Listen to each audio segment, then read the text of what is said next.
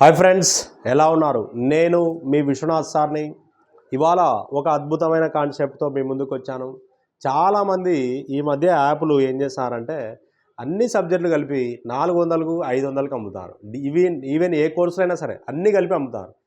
మనది ఒకటే సబ్జెక్టే, maths, arithmetic. ఓకేనా? సో ఇది ఒక్క సబ్జెక్టే మనది. మిగిలిన వాళ్ళు ఏం చేస్తారంటే అన్నీ కలిపి అమ్ముతారు. దానివల్ల మీకు ఏం యూజ్ ఉండదు. అనవసరంగా డబ్బు పోగొట్టుకుంటారు తప్ప వేరేది ఉండదు. నీకు నేను చెప్పేది ఒకటే, సింగిల్ సబ్జెక్ట్ యాప్లను ప్రిఫర్ చేయి. అర్థమైందా?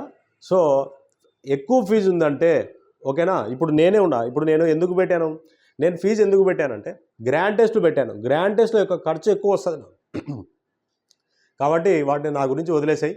సో వాటి గురించి ఏం పట్టించుకోవద్దు. నీకు జాబ్ రావాలంటే, నీకు సబ్జెక్ట్ అద్భుతంగా రావాలంటే సింగిల్ సబ్జెక్ట్ యాప్ కొను. ముఖ్యంగా మనది నువ్వు మన ఇష్టం, నీ కొంటావు కొను, లేకపోతే నీ ఇష్టం. నేనైతే సబ్జెక్ట్ బాగా చెప్తానని నా నమ్మకం ఉందన్నమాట. సో నీకు బాగా నేర్పించగలనని నమ్మకం కూడా నాకుంది. ఓకే ఫ్రెండ్స్, రైట్, చూద్దాం. క్వశ్చన్ ఏమిచ్చాడు? A shopkeeper purchased an article for 5/8 of his selling price. If he sold it for selling price, then what is the profit or loss percentage will be? ఒక వర్తకుడు ఒక వస్తువును అమ్మిన వేలలో 5/8 వంతు అంట కొనుగోలు చేశాడంట. అమ్మిన వేలలో 5/8 వంతుకి అంటే కొన్న వేల ఈజ్ ఈక్వల్ టు 5/8 ఇంటూ అమ్మిన వేల. అమ్మిన వేలలో అన్నాడు కదా, సో కాబట్టి అమ్మిన వేల అవతలికి పోతే సో కొన్న వేల బై అమ్మిన వేల ఈజ్ ఈక్వల్ టు 5/8. అంటే కొన్న వేల అంటే కాస్ట్ ప్రైస్.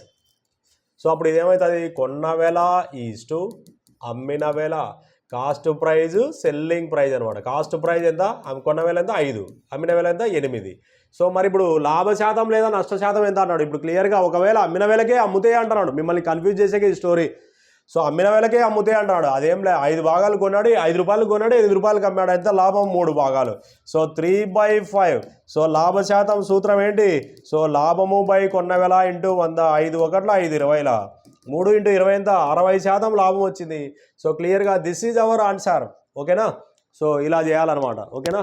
సో మీరేం టెన్షన్ పడాల్సిన అవసరం లేదు. ఎంత? 5/8. అమ్మిన వేలలో 5/8 ఎంత అంటే కొన్న వేల ఈజ్ ఈక్వల్ టు 5/8 ఇంటూ అమ్మిన వేల. దీని ప్రకారం చేస్తే మనకి ఇది వచ్చింది. ఓకేనా? సో రైట్, ఈ విధంగా మనం ఇలాంటి క్వశ్చన్స్ రావాలి, సింపుల్గా చేయాలి. సో మనం ఏం లెంతీ ప్రాసెస్ ఏం చేయం, కాకపోతే కొన్ని చేస్తా. ఎందుకు? నాన్ మ్యాథ్స్ విద్యార్థులకు నీట్గా అర్థం కావాలి. నీకు సబ్జెక్ట్ నేర్పించడమే నా టార్గెట్ అనమాట. ఓకే ఫ్రెండ్స్, రైట్, జై హింద్. మరొక క్లాస్లో కలుద్దాం.